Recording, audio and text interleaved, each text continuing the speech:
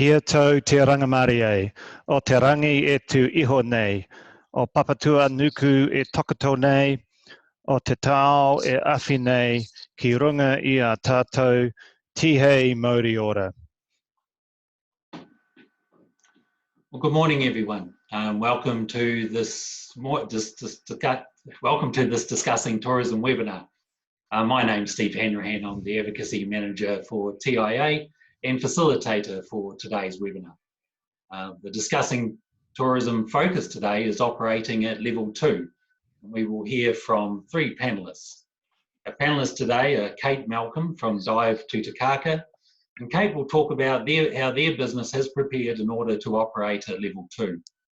Zach Lumsden, General Manager of the Grand Mercure in Auckland, has been operating during lockdown and will share some observations and learnings from that experience. We're also joined by Suzanne Watt, Engagement Lead at WorkSafe, who will outline the things businesses need to do to operate at level 2. Following the 5-minute overview from each panelist, we will have Q&A from attendees. And Chris Roberts, CEO of TIA, will also join the panel for Q&A. Please note the Q&A button at the base of the screen and send your questions through. The webinar is scheduled for 30 minutes, however, it may run longer if there's Q&A to get through. So, Kate, great to have you here. Over to you on how you've been preparing to operate. Kia ora kato katoa. My name is Kate Malcolm, and thanks for letting me hang out with you this morning. Also, as well, thanks to TIA for some pretty awesome support throughout the last 50-odd days. Your lobbying and your people working hard on our behalf is truly appreciated. I'll give a little bit of background about us, followed by how COVID-19 has impacted our business, and then how we're currently preparing for Alert Level 2. My partner Yurun Yongyons and I have a dive business, Dive Tutukaka and Perfect Day, as well as Lodge 9. We're a marine adventure company operating in, on and under at the Four Knights Islands, marine reserve with diving, snorkeling, sightseeing, paddleboarding, as well as an accommodation that's boutique based in the heart of Tutukaka Coast, Northland, 2 hours north of Auckland. Employing 60 people over the season and taking about 15,000 people per annum on boats out to the Four Knights Island Marine Reserve. Our market depends on our product. Dive has around 55 to 60% international and 45% international in our snorkeling product. We're seasonal, our peak being in summer from October till May end, with June to September being our lower months. And the winter months, we still operate daily with at least 1 boat, between 10 to 20 people a day. We redeploy staff into maintenance, upkeep of fleet, marketing, our audit season, and preparation for the next season, typically in our winter months, which is kind of starting now, and retain about 50 to 20 staff on our payroll. Currently today, we've now been operating on 0 income for the last 49 days.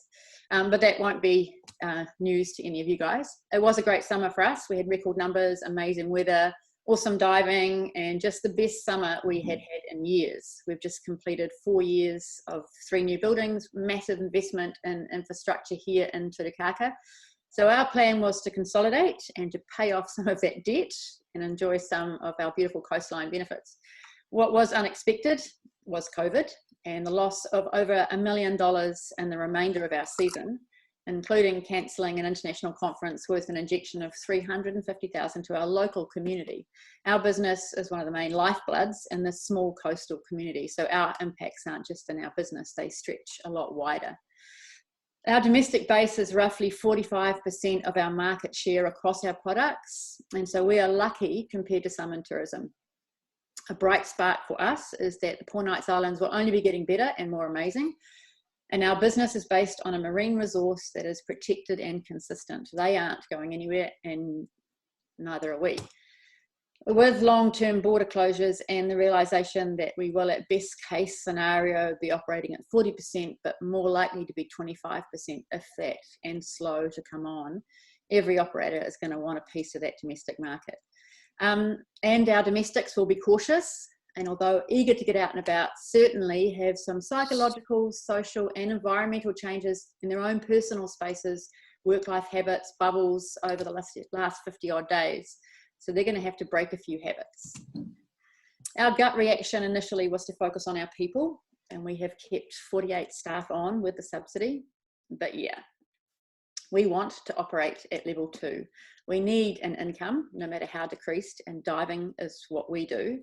We have thrashed ideas around, but the pivot point is a magic word out there that is difficult to apply in our case. We can't flip about when the investment is in 5 boats sitting in the water across the road. So what are we going to do to get ready to operate under level 2? Our team kept in regular Zoom contact, and at level 3, 4 of my senior team came back on board, and we've had business workshops online, loving Zoom pretty much like most people. And every afternoon we would finish our day with an hour or so of thrashing out what it would look like at level 2. We knew we couldn't work at level 3. In fact, as part of a wider dive industry, we were directly told by WorkSafe that we could not even fill a tank, let alone operate a boat. But we wanted to hope that we could at level 2 and how we would operate, what that would look like. And that involved endless scenario planning. What we didn't want is to operate recklessly and in an inappropriate environment. And I'm reminded constantly of the Stockdale paradox, which is the balance of the brutal reality with which we're faced and the eternal faith of optimism that we'll make it through. And I know a lot of you guys are doing that as well. With the 2014 Adventure audits, Haswar 2015, Maritime Moss audits, as well as Colmark, we are, like every current activity operator should, we have a solid base in managing risk. So we knew it needed to be documented. We recorded our Zoom meetings, we minuted our conversations, we drafted plans, we edited them, we tracked edits. But we also did a couple of human things before we started looking at what we needed to do for level 2. And this was fundamentally about us and not about COVID.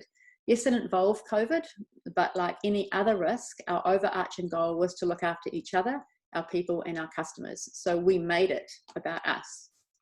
The first thing we did, before we started, we decided what we would assess what to do. And if it all got too hard and we ended up with a product that was fully masked, ridiculously altered so that it was not a world-class experience, our customers weren't enjoying their time with us, if my staff were thinking this is uncomfortable, and if the costs were too high and we simply couldn't cope with the amount of PPE and distancing, hang it. We can wait. We will operate when we can deliver what we truly are. And that was our own personal start. We went in with that as an overarching guide. So firstly, we decided we would look at what this hazard or risk is making our business look like.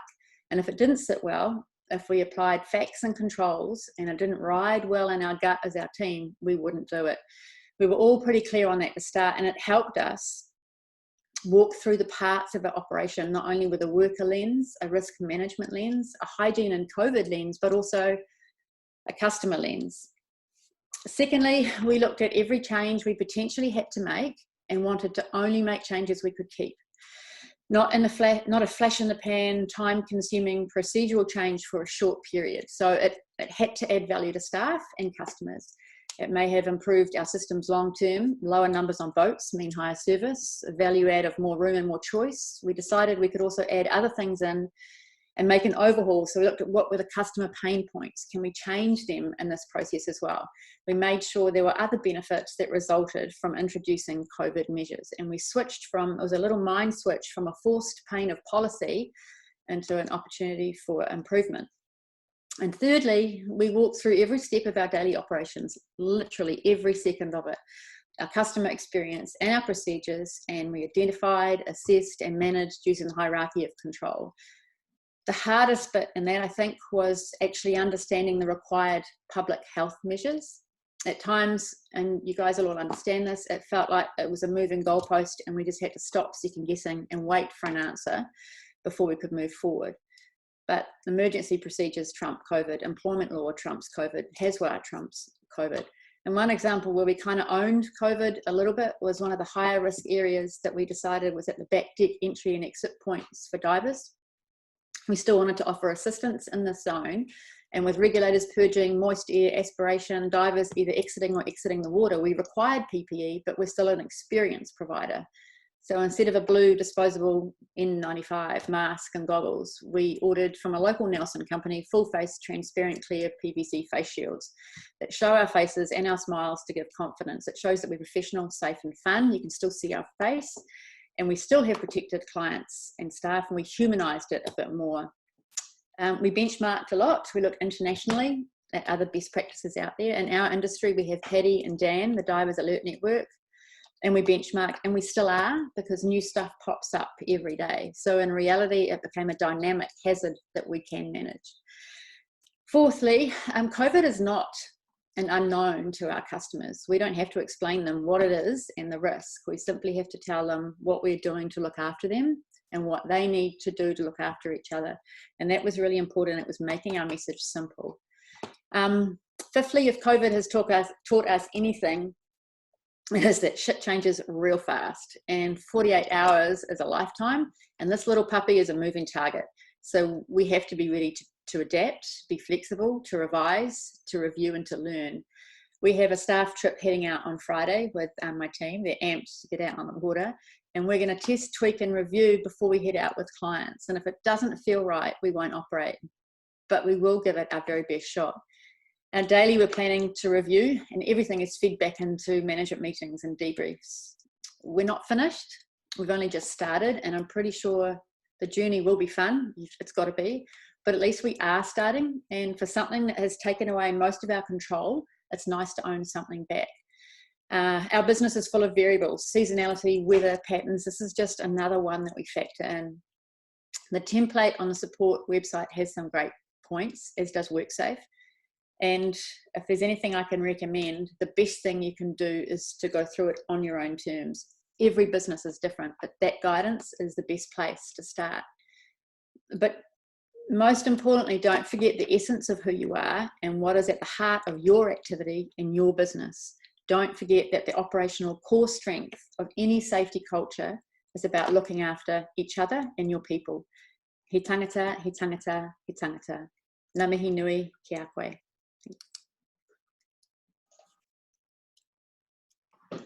Thank you, Kate. Zach, over to you to tell us about how you've been operating at level 3 and 4 at Grand Mercure, Auckland. Yeah, thank you, Steve. A few of our hotels, obviously, we've been operating through. I think the challenge for hoteliers at the start was everybody went on the subsidy, and then we became an essential service. So then we opened the doors up, and trying to get staff back into the workplace when it was unknown how safe the workplace actually was our first challenge straight off the bat. Obviously, it involved PPE, it involved all sorts of stuff. Everybody wanted to wear gowns around the hotel and all sorts of things. So, and with MOH involved in giving a lot of guidance, they also, it's a moving target, this whole thing. So it's been a learning curve the whole way through the different alert levels. We've gone from opening doors on cars to not accepting cars at all. You have to park your own car. The beautiful food that we normally serve in our restaurants, we're having to box that up and put it in brown paper bags and deliver them to the outside of guest doors. So a complete different experience, a little bit disheartening experience at times for the team, trying to keep the team motivated. But I think the service levels, we looked at it after a week and thought, how can we still operate as a hotel to deliver the service? And there was things like daily phone calls to all guests. So just checking on well-being of guests as well. Just seeing where they're going, finding out what their stories were. A lot of people were flying back home. A lot of people were flying into the country to isolate for 14 days. So it was just trying to work out their needs. So that was the biggest thing, was trying to reinvent service in an environment where we're so in everybody's face and there's so many touch points we like to try and achieve. Actually back right out of it and try and do service without interacting with people apart from over the phone or behind a face shield, to be honest. So that was the biggest thing. One of the things out of it as well is the cost factor. A lot of cost in sanitizers, a lot of cost in gloves and your masks, all your PPE stuff. There's a huge amount of cost there that sort of come back through, going through a month now and then looking at your profit and loss statements at the end of the month. There's costs there that people need to be aware of. I think moving into level 2, these costs will continue for level 2. As much as sometimes you don't need a lot of the PPE, staff will feel more comfortable in the PPE. That's my experience, personal experience. So staff still will wear the PPE at all times. And then you've got to clean the rooms to an inch of its life. So the cleaning times in rooms from an accommodation side of things have gone up a lot. You've had touch points, things that you don't really think about cleaning all the time, like coat hangers in a room, door handles on a sliding door, your in and out door handles all the time. These sorts of things that you clean now and again, but you're not really strict, where you've got to be very strict on all hard surfaces when you're cleaning these rooms. So those costs are going to go up a little bit. and I don't think anyone's under the disillusion that occupancies are not going to be hugely high. So operators need to sort of think about that and plan that for moving forward as well, how that works. And just with the room cleaning side of things, as a safety precaution, you could always stand them down for 72 hours, because we've been standing our rooms down 72 hours once somebody checks out, purely based on it's good for the staff. They see that you're doing that, and also just for guests as well coming back in to know that those rooms have been thoroughly cleaned, they've been stood down for a period of time as well. And if occupancy is not extremely high, then I'm sure that every operator could probably look at that as well as the practice. Food and beverage would be another challenge. So obviously having to distance ourselves in restaurants, that's going to be a little bit more of a cost. It's going to be great to get back in the restaurants. I can't wait to get rid of brown paper bags, to be honest. That's not what we're designed to do. And it will be lovely to actually serve guests again. But again, it's the single server thing. So a little bit of extra cost there. So people are going to have to work out how that's efficient and how that's going to work productively in those outlets, I think. And how we deliver that. I think with things like mini bars, I think a lot of operators will look at mini bars and those sort of service items where it's really, you're in close contact with a lot of people. Is it worth doing? Is it not worth doing? I think we find accommodation will change a little bit of what they normally would do with offering still the great service that we always offer, but I think those things are something to look at. The big one was contact tracing all the way through this process. So being open the whole time for level 2 for anyone out there that hasn't been open and now is going to open. Contact tracing is huge, and because in accommodation providers, we've got a lot of areas we can get in and out of a hotel. It's your deliveries from your Uber Eats, it's your deliveries from your linen deliveries, all of that sort of stuff. You have to track everybody that's coming in and out. From an accommodation point of view, that's okay because you're checking them into your PMS when they arrive. But from people delivering stuff into your hotel, you have to track all that as well. And in hotels, we have multiple, obviously a lot of staff. It's that guest data and that privacy is going to be a big challenge for a lot of people. I see there was a case with Subway where there was some data leaked already. So that's going to be challenging, and you've got to keep it for 2 months as well. So it's the same as keeping all of our, obviously, our financial files, etc. We just need to make sure we apply the same principle across there. The social distancing type of thing I think I mentioned before, Steve, it's a bit of a grey area. You're allowed 10 sort of in your restaurant area, but you can't do conferencing. So I think after we go down this track for a week or so, hopefully we'll get a bit more guidance on what that looks like. And I think through this whole process, it's been very fluid, but I think common sense has prevailed a lot. Common sense has been what's practical.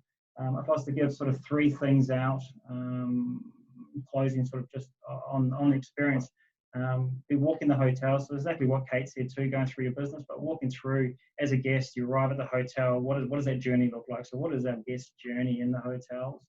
Where are the high touch points to make sure that you are regularly cleaning those high touch points, and things like sanitizers in your lifts. You double up on your public area staff, and if not triple up on it, to make sure hard surfaces are clean, but also your staff as well. So we're lucky in your core group, we have Zambian, which is a finger scanning, so we can tell who's on site straight away. But if you haven't got that, it's just making sure you've got those staff members and you've worked out where they're touching, where they're moving through the hotel, and make sure that those areas are cleaned at all times. Contact tracing is going to be a big one. That's going to be a huge one, and the storage of the data. And then just those financial impacts of the PPE that are there, just to make your staff feel safe. It also reassures guests when they come in to see that you're taking it seriously as well. Probably the biggest things that we learned coming through, and because we haven't shut down, we haven't had to get ready for level 2. We're already sort of there in those aspects. So it's just looking at what comes next, like the conferencing model. Like, will that come back? Will it be allowed to come back in small meetings? If you've got big conference rooms, can you space people out? How that works moving forward is probably what we're waiting to see what happens there, I suppose, Steve.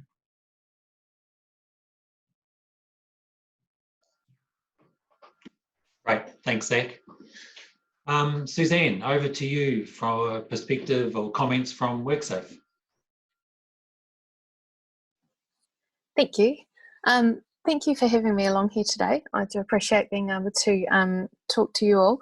I know it's pretty tough and challenging times at the moment, and your sector in particular has been one of the hardest hit, if not the hardest hit. So I appreciate a lot of the stress that is on you all at the moment.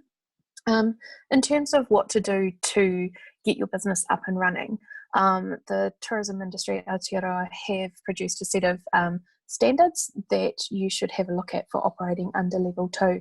Now, those standards have been developed in conjunction with WorkSafe, so I've been quite heavily involved in those, as has the Inspectorate. One of the things that you have to do as a business is develop your COVID safety plan. So every business is required to have one.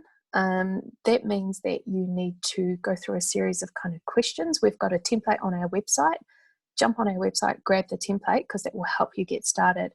But key things that it will take you through are, there's kind of 7 main questions. So, are there risks arising from restarting your business which has been shut down during the different alert levels? So when you're looking to restart, what risks are there from having had your business closed? Next one is, how will you ensure all workers know how and are able to keep themselves safe from exposure to COVID-19 while your business is operating and as you're getting prepared to operate? How will you gather information on the wellness of your workers and ensure that they are safe and well to work? And obviously you've got privacy things to consider there as well, and how you maintain that information and check in with staff regularly.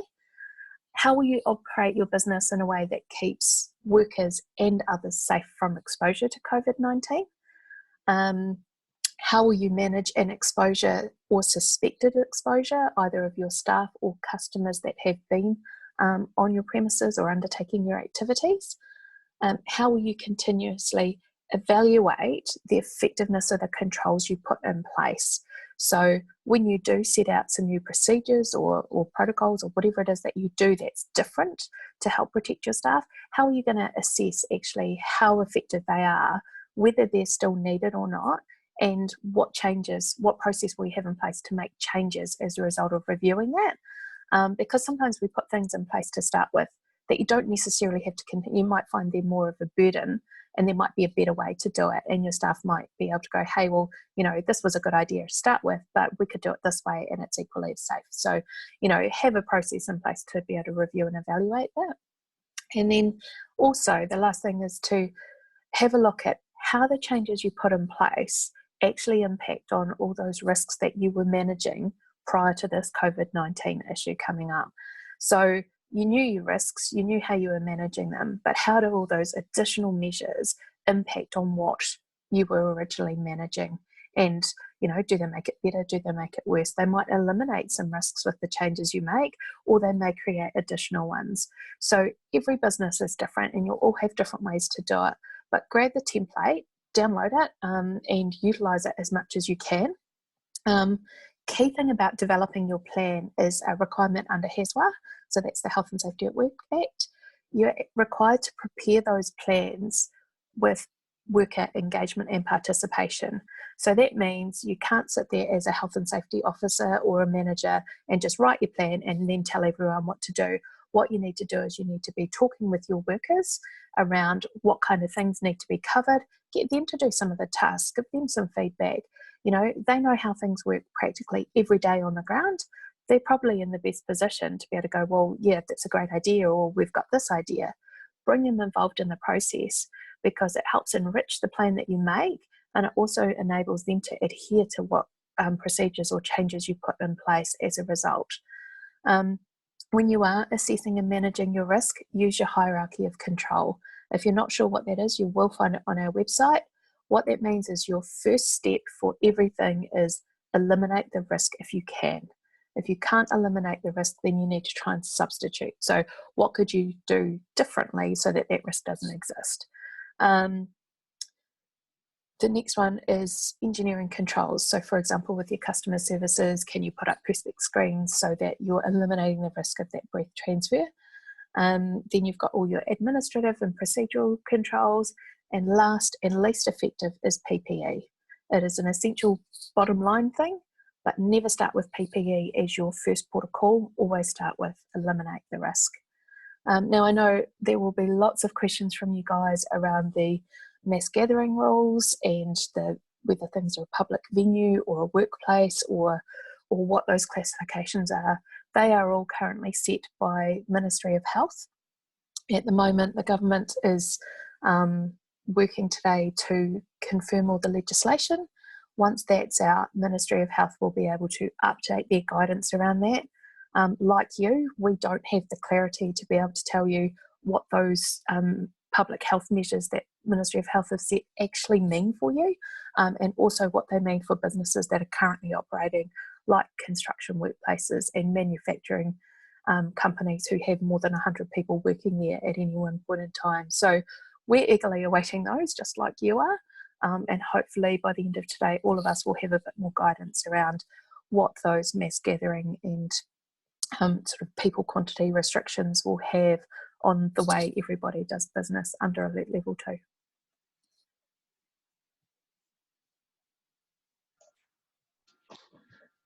Thank you, Suzanne. Great. We'll move into Q&A. So thanks for the panelists for those comments. So to attendees, please send your Q&A through, and we've received some already, so we'll work through those. Kate, one here for you. What procedures are you looking at to overcome the perception of infection risk of your breathing gear, like dive regulators? Sorry, that's a really important one. The perception of risk, there's two things in that. One is you do have to minimise the risk. You have to identify it and you have to minimise it. The advantage the divers have is they have a mask on. They also have a regulator in their mouth, and the aspiration goes out that way. So it's about maintaining that distance. So numbers on the boats are limited. So people have a feeling of safety, the perception of safety. Our crew are sanitising. They've got the face shields on, and we have gloves and masks available for customers if they don't feel like they're comfortable with it. This is not tested by my team yet. This will happen on Friday. But at the moment, what we're looking at is the perception of risk is we're doing the best that we can. Our clear message is we're minimising everything. These are the things we're doing for you. These are the things we'd like you to do for us. And that goes back to one of the points I made about we don't have to introduce COVID to the customers. They know this. So it's not like we're going, oh, guess what this is, and draw a little picture for them. They get COVID. They've just spent 50 days in lockdown because of COVID. So they're going to be keen to adhere to the rules as well. And I think that's half the battle of that perception of risk. Right, thanks, Kate. Zach, there's a couple of questions here just on servicing of rooms. So one is the sheets change each time, but how are you dealing with duvets, blankets, and between guests?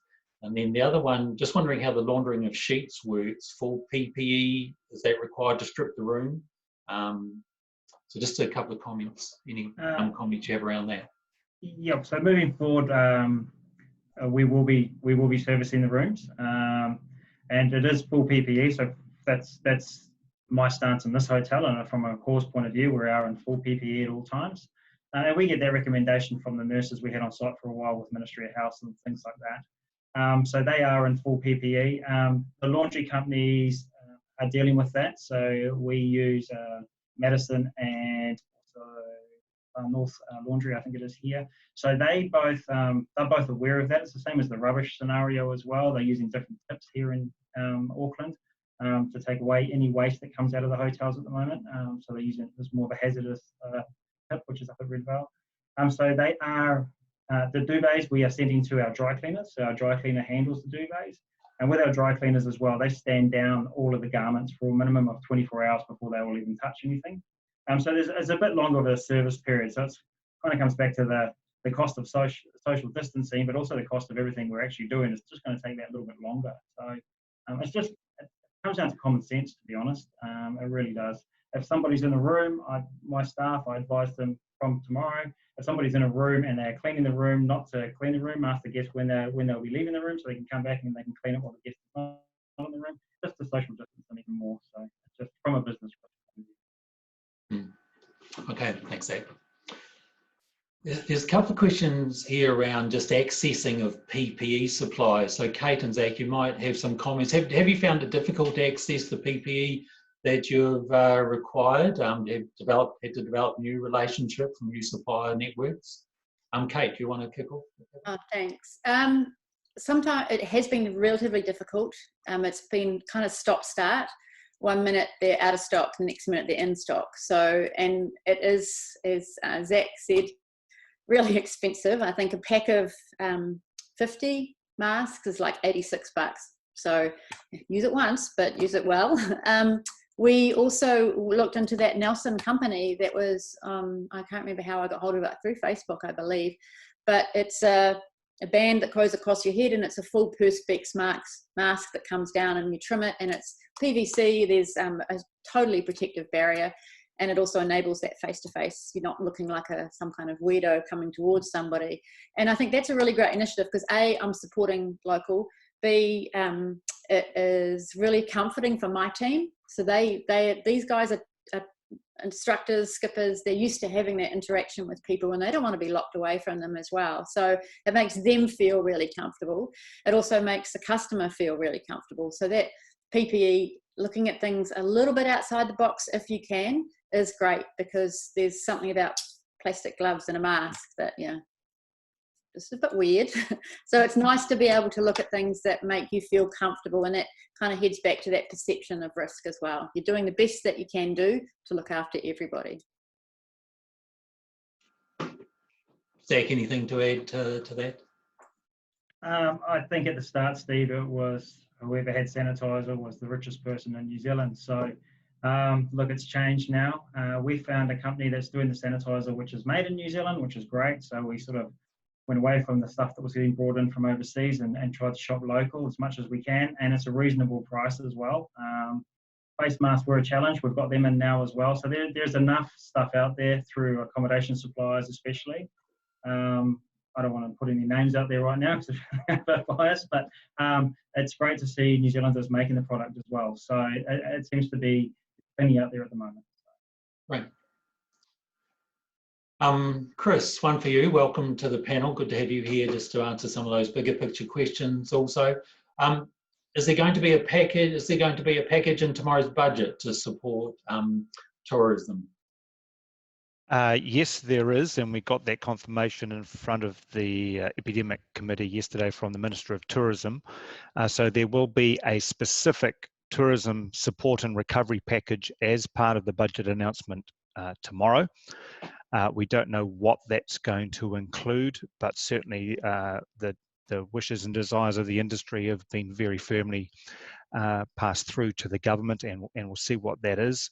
I know a number of people have identified some pre-budget announcements for other sectors, sports, the racing industry, and look, we know how significant the tourism industry is.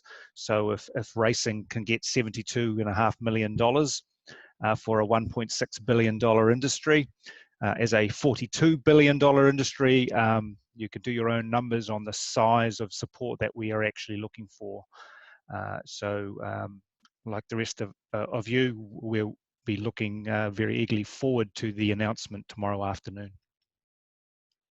Great, thanks, Chris. And Chris, I was just staying with you. This is a level 2 one, actually. What's the latest guidance on activity operators that must physically touch their customers, e.g. fit harnesses, helmets, protective equipment? Or would this be conducted at a safe standard?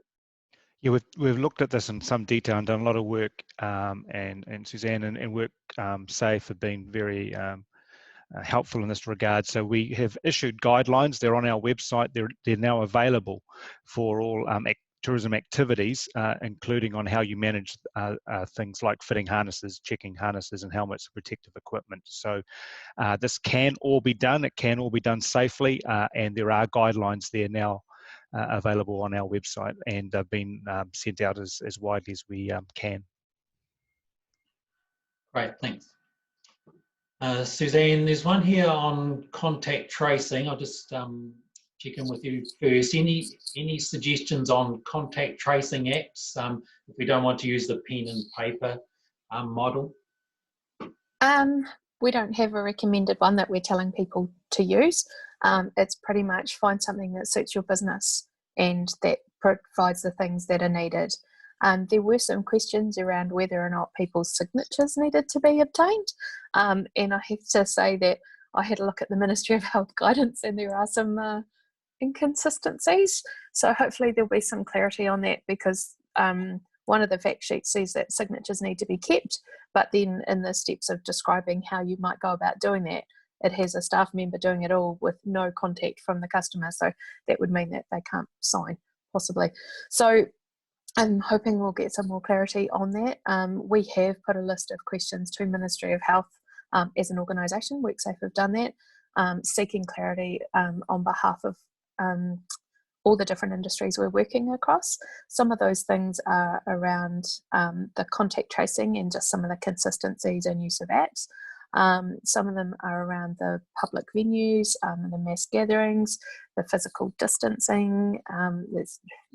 There's a lot of them, fair to say. So we're hoping that we will get some information, hopefully latest tomorrow, to help businesses and give clarity, because we want that clarity as well. You know, our inspectors have jobs to do too, and we need to make sure we're on the same page as you guys, as well as the government requirements. So there's a lot still to come through from government yet. So very much watch this space and keep an eye on the guidelines that are on the TIA website. They will get updated regularly as the clarity is provided by government. WorkSafe are also intending to put a link to that guidance from our website, and hopefully that will be up later today. So yeah, all very much working together to try and help you and support you guys as much as we can and get the clarity that's needed. Right. There's, Suzanne, staying with you, there is a specific question here on the COVID-19 safety plan that's up sure. on the template's up on your website now. And just what do the following mean, or what do we need to enter under these fields? So that's for contract name, worker representative consultation, and name of worker representative. Okay, so in some organisations you will have a health and safety representative. That's a staff member representative as part of the committee, or that usually speaks on behalf and raises issues on behalf of workers. If your organisation is that large and that you have one, that would be the person that you would put in there. Like you might say worker representative consultation, yes, undertaken with health and safety committee, or you know, you're a small business, you might say all staff liaised with. And if you have worked with a specific person, that's the person's name that you would put down. You said something about contract. I'm just trying to find where that is. Sorry, I'm just looking off to the side because that's where my screen is. I think that is in relation to, okay, I can't straight away see where that contract box is that you're talking about, but some organisations have contracts as part of their business. So if I give a civil construction example, they might have a specific contract for maintaining roads, example, like state highways or local roads. So they would put in the name of that contract because it helps define the part of the business that it's in. So that's really kind of targeted at your really big businesses. I know a lot of tourism operators are fairly small businesses, so that part might not be relevant. And it's okay to leave it blank if it's not relevant. Great. I'm mindful we've ticked well over the first half hour for attendees. So just to note that if you do have to depart, the webinar will be up on our website by the end of tomorrow if you want to have a look at the rest of it. And also the safety guidance material is on the TIA website now. We'll continue. We've still got nearly 500 people still on board and a range of questions, so we'll continue for another 10-15 minutes. So another one, Suzanne, for WorkSafe, are they expecting us all to use their template, or are we able to work from other versions as long as they meet the same standards? You can use whatever version you like. Ours has been put there to help give you a guide as to what kind of things you need to be thinking about and considering. It's your business, you do your plan that works to manage and document the risks that you're managing. Great, thanks. Yeah, I just want to add, if an inspector does come on site, they will ask to see your COVID-19 safety plan. If you don't have one and you're not following one, that could be a problem. So yeah, key thing is get one done, engage your workers, and yeah, make sure it's operating and effective. Great. Zach, one for you. What has been your main challenges with guests so far in relation to implementing health and safety requirements? Social distancing is probably the biggest one. It's a good old Kiwi way of going to shake hands with everybody. Literally everyone wants to try and shake your hand. So that's been a challenge. It has been a real challenge. And also just keeping one person in the elevators, to be honest, from any hotel's point of view. That has been probably the two biggest challenges. Social distancing, people don't understand how far apart 2 meters is. And just, trying to stick one person in the lift. They're like, oh, we'll just do it this one time. I was like, guys, it only takes one time. So those are probably the biggest challenges. We have had some people come through that seem to think they're stronger than COVID-19, so they try and tell us what the rules should be, but you just have to deal with those people and move on with it. But everyone that we've had in the hotels have been really, really nice people, and very grateful that actually people are operating to be able to isolate them. Great, thanks, Zach. Kate, how are you dealing with instructors helping students in the water at the surface? It's an interesting one. I've noticed there's a couple of those in there. So I'll just do a shout out to any dive operators who do have specific questions. I'm open to have a conversation at any time. So just give me a call and I can answer any questions for you. But specifically for assisting students on the surface, I think I can broaden that for a wider industry, if in this case. And that is look at what you're actually having to do. We've eliminated a lot of the problems by having a stronger briefing prior, and specifically for students. Paddy released yesterday and Dan released yesterday a whole lot of information around how you can operate, and they've actually changed their standards within Paddy to minimise that. But if you are inside a 1 metre zone, correct me if I'm wrong in this, Suzanne, you have 15 minutes. So if we're on the surface in a water situation, the student will have a mask on, the instructor will have a mask on. You do the briefing outside that zone, regulators go in. When you're underwater as well, there's no minimum distancing, and that's an international guideline from Dan that is just being released. So you can assist students in water, underwater. On the surface, when they've got the aspiration and that moisture of the regulator, you've got 15 minutes. And if you, I guess, if you're in that much trouble within 15 minutes and you're inside that 1 metre zone, then you haven't briefed properly, you haven't managed the risk, and that student shouldn't be in that situation. But any other questions? Is giving out gear, wetsuits, anything to do with dive specifically? I'm more than happy to talk to any of the operators that are interested. Anonymous user, saw you there. I will just clarify that 15 minutes. So the information that we've had come through from government is that the 15 minutes is for situations where there is an accidental encounter of breaching that 1 metre. So what we're telling people is, and I'm pretty sure this is on the Ministry of Health website, is that you should be maintaining and planning your business to maintain 1 metre separation. If you can't, then there needs to be additional health and safety measures put in place if you're going to breach that 1 metre. For example, if you have to fit bungee gear around their ankles or harnesses, that kind of thing. So that means things like, PPE, absolutely, but are there any other things that can be done? So PPE, bottom of your hierarchy of control. So work out how you can eliminate the risk of breaching it. If you can't eliminate it, go through your substitution, engineering controls, those things. In the water, very difficult situation, but you shouldn't be planning your business to be within that 1 metre for any length of time. That 15 minutes is really just to allow consideration for passing in a hallway or passing by somebody in a confined space. It is really difficult when you get into those water situations. But yeah, don't plan your business to have 15 minutes where you can interact within that 1 metre space, because that's not going to adhere to public health guidelines. And Ministry have made that quite clear to us. So I'll pass that on. Yeah. Thanks, Suzanne and Kate. Zach, what will be the measures your hotel will be taking while check-in and check-out and waiting in the lobby? Well, so as I mentioned, we're already there, Steve, with what we've done. So we have 2 metre spacing in our lobby that's marked out in our lobby. We also have in our hotel, we're lucky we have a laneway which is next to us.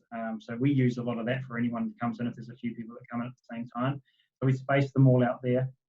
We have shields actually up on our reception desks. So we have a Perspex shield that our staff speak through. They also have the PPE gear on at all times as well. Basically, the pens, everything is disinfected at the front desk. So we're forever wiping down the guest cards, etc., with alcohol wipes. So that's what we're doing from a staff point of view. So it's safe. So they can't go past the line. So they're actually literally 2 meters away from the staff. Staff then just put the piece of paper down. They quickly just sign that they are, yes, that's their check-in process, and they're done. There's not a lot of normal conversation that happens there. It's quite hard through the masks to get clarity, to be honest. And that's what we're doing. So we've just marked it all out everywhere. Signs on the lifts, one person on the sign on the lift at one time. Then when they're in the lifts, obviously there's hand sanitizers, etc. inside the lift to use after you've touched the button. Great. Suzanne, I might check in with you for this. There's been a couple of questions around transport and managing safety on transport, be it on a bus or be it on a vehicle that's transporting people. Do you have any particular comments on that? There is a bit of guidance on the Ministry of Health website. I would go to that first. From what I understand from that guidance, in a vehicle of some kind where your airflows are not really good, there's a 2-hour time limit that applies. You also need to maintain that 1 meter distancing. If it's what they would call an uncontrolled environment, which is one where you're not doing contact tracing, so if you've taken all the contact details of everyone before they get on board the bus, you can maintain that 1 meter. If you haven't taken those details, then you actually have to maintain a 2 meter distance because they're complete strangers and they don't know who each other is. And you also have to provide good airflow. So people might want an extra jacket because we're heading into winter and you're going to need windows open. What other things can I tell you about public transport and transporting?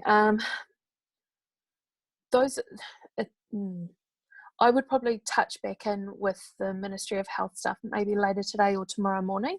I'm hoping that there will be some additional clarification on the public transport stuff and the transiting of passengers coming out of the government's sort of legislative stuff today. So I would check back in tomorrow, but it is a really difficult one. But if you are doing that contact tracing, it means that you can put more people slightly closer together because they're able to be traced. But maintaining good airflow so that the inside of a bus or vehicle isn't getting all foggy is a good idea because it's that moist breath and condensation that is likely to transmit the virus. Suzanne, I don't know if you have any clarification yet, but on the issue of people who have come out of the same bubble and are travelling, be it on an aeroplane or a bus or any other sort of transport, they're within each other's 1 meter distance constantly at home. Yep. Are they able to stay seated next to each other when they're on transport? Yes, sorry, I can provide some guidance on that. Thank you for raising that one. So where you have, say, a family group turn up on your premises to undertake some of your activities, and I'll just use the example of jet boating here. So you have one family turns up and you've got a different family turns up that don't know each other. So that original family group will hopefully be less than 10 people. They can stay within 1 meter of each other. They can, hug and touch each other because they are a known bubble that has been the bubble for a long time. Their bubble can sit next to each other on that jet boat.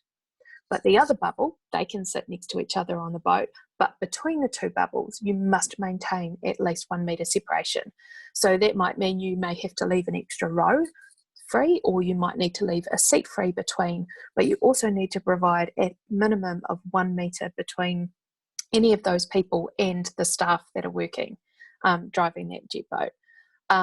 This is under the assumption that you've done all the contact registry stuff. If you haven't done a contact registry, you need to do 2 meters because it's uncontrolled.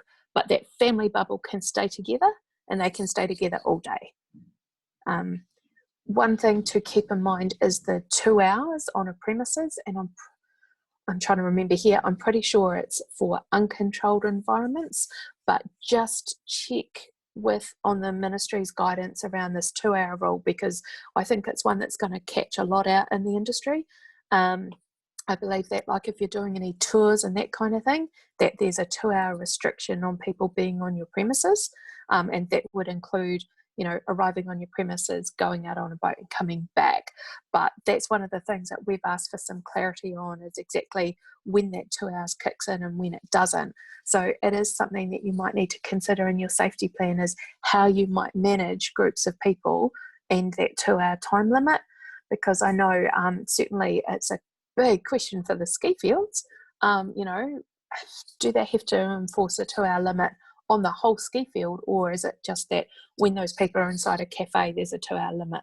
So those are the kind of things we're trying to get some clarity on, so that we can help support all the different industries we're working with. But ultimately, it comes from what Ministry of Health are going to put out. And like you, we need to see what they put out in terms of clarifying that. Thanks, Suzanne. Mindful with moving on time. Listen, we will finish by midday. We'll just a few more questions and then finish at midday.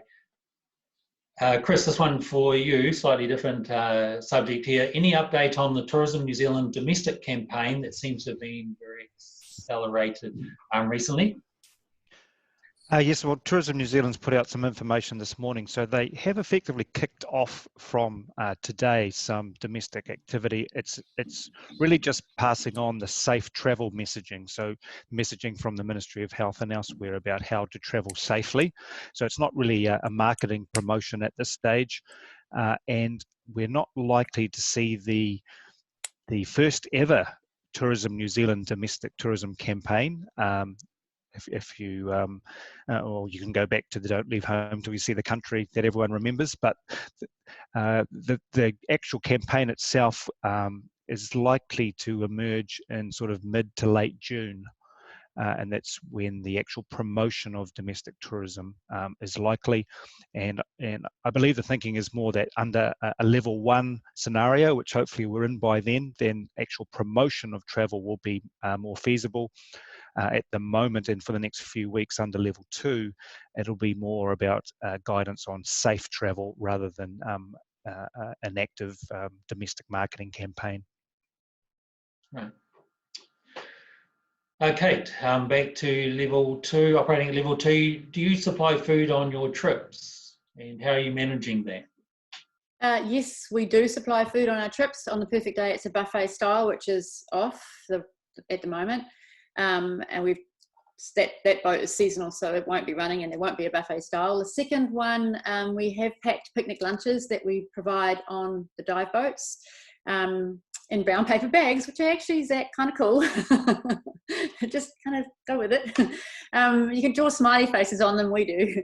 And I think there's a really interesting team discussion around that at the moment. We're looking at a number of options. One is, do we continue to serve hot drinks? Do we ask the clients to bring their own hot drinks? Or do we move away from having hot drinks that they make themselves to doing a homemade big pot of soup and saying, here's your flask, it's branded, it's yours for forever, you take it with you, and it's also yours for the day, and dish out the hot drinks into that one flask that they then take away with them. So we're still working on that. And like I say, right back at the beginning, it's ask yourself, how many changes you have to make fundamentally, and how long do you have to make them for? And as Suzanne mentioned, it's that hierarchy of control. And if you can't do it, don't do it.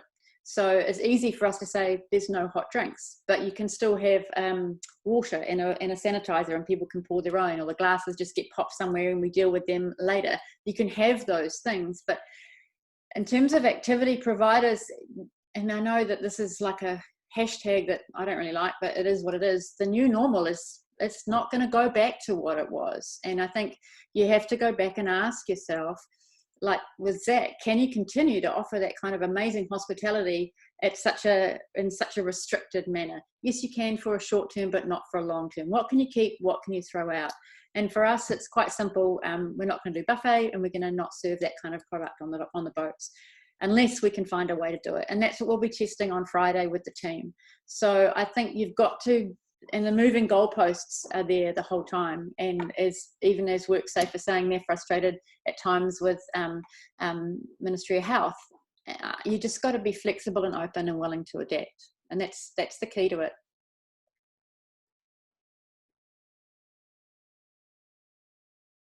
I think you're still muted, Steve.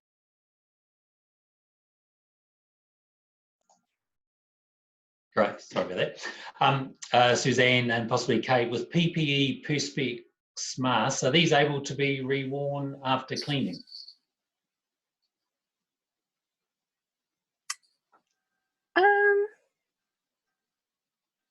Honestly, yeah, I don't know if you have an answer on that, Kate.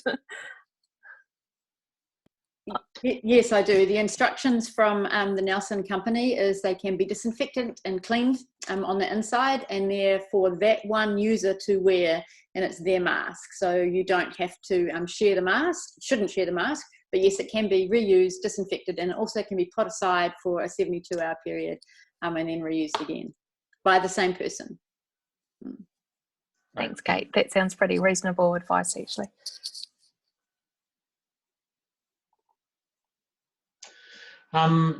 Suzanne, possibly for you, for a natural environment where the shared touch points are rocks and mud, this is in a cave, gloves are not practical and cleaning, sanitisation not possible, would this make the activity unachievable at level 2? Did you say where gloves aren't able to be worn? Is that what you said? Gloves are not practical, as that was in the question. Okay, so this is one of those situations where I can't give a yes/no answer. Sure. The WorkSafe stance on that would be you as the business need to weigh up the risks and find a way to manage them. If you can't eliminate the risk, you have to work through your hierarchy of controls. If you can't find something that will keep people safe, then you shouldn't be doing the activity. So best practicable option to do it. If you can find one, you can do it. It's your call to make as a business. I know that's not the answer you're after, but that's how the legislation works. So that's what our, like if an inspector was coming on site, they would work through with you, okay, so what measures did you have in place to keep people safe, given you knew that this wasn't practical, what are you putting in place to make sure that they are safe? You know, you've got that 2-hour time limit in a cave environment because obviously there's not good airflows within there, and it's a confined space. If you're doing your contact tracing, you've got a controlled environment, so you've got 1 metre distancing, not 2. So there's some things that are put in place, but it's those touch points that are at risk, and it might be, I don't know, you look at whether or not you can use sanitizers, you know, look at all your options before you say, no, you can't. Like, try and find a way to make it work, but keep in the back of your mind, there's a possibility it might not. Great, thank you. And last question, Zach, contact tracing, could be Suzanne also, contact tracing for accommodation. Do you need names of everyone in the room or just one member of the party booking in? It needs to be every single person that comes on your premises. Yeah. Right. So if they have visitors, those visitors have to be contact traced as well. And that's one that a lot of people will try and avoid. You know, they'll have someone who just pops by for a catch up because they happen to be in the same town. Those pop bys and drop-ins, they need to be recorded. Right. Yeah. All right, so we'll draw it to a close there.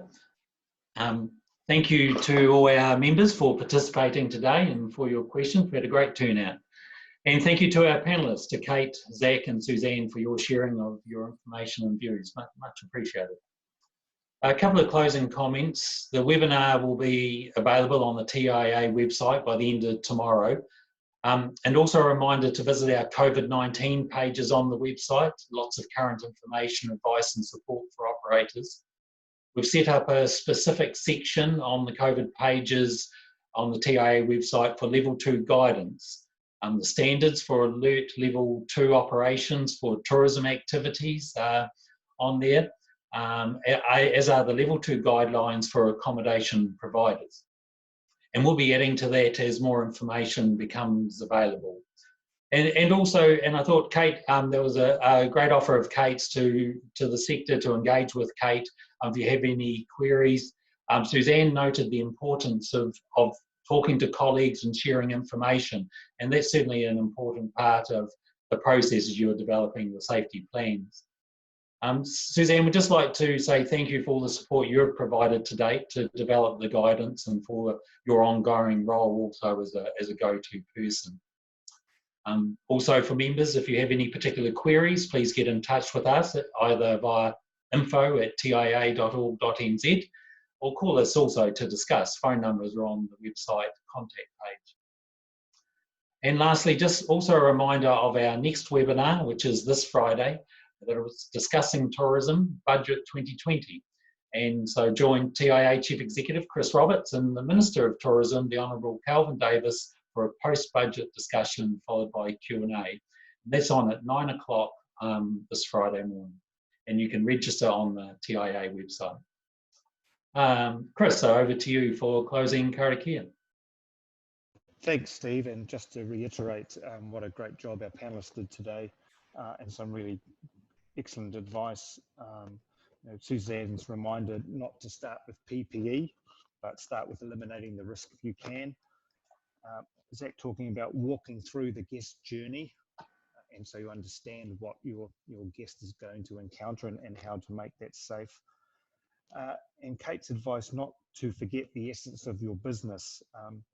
Operate when you can deliver what you truly are. I think that's a great message for everyone. We'll look forward to having many of you back on the line again on Friday with the Minister of Tourism. Kua mutu a mātou mahi mō tēnei wā, manakitia mai mātou katoa, o mātou hoa, o mātou whānau, ao ke te aorangi. Have a good afternoon, everyone.